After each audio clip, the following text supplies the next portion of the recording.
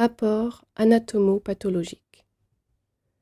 Le pathologiste établit un rapport de votre cancer du sein après l'opération. Il analyse les tissus qui ont été prélevés. Ce rapport formera la base de votre consultation avec le chirurgien environ 1 semaine après l'opération. Demandez si l'hôpital peut louer les services d'un interprète pour cette consultation, pour vous assurer de bien tout comprendre. Ce rapport est difficile à lire à cause de toutes les abréviations et des codes qui sont utilisés. Mais vous pouvez y jeter un œil et il est bon de savoir ce qu'il contient. Vous pouvez peut-être demander une copie du rapport et le lire à tête reposée, au calme, avec votre famille. Ce sont les données du rapport qui vont déterminer le traitement du cancer post-opératoire. Ensuite, on vous dira également si les tissus prélevés et les incisions sont sains. Classification des tumeurs. Les tumeurs sont classées selon la classification TNM. C'est un système de classification international. T signifie tumeur. T1 correspond à une petite tumeur.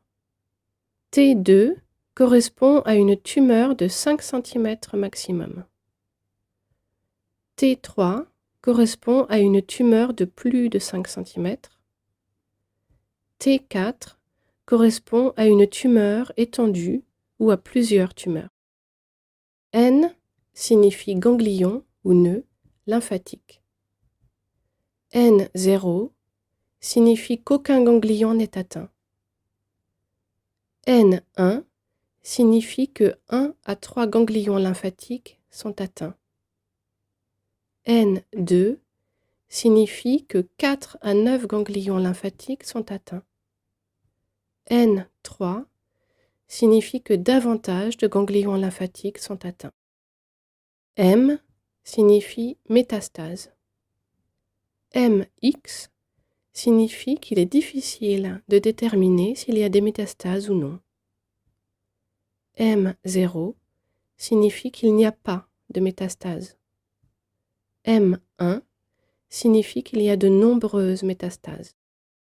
La sensibilité hormonale est indiquée par POS, qui signifie hormones positives, ce qui veut dire avec des hormones, et par neg, ce qui veut dire sans hormones.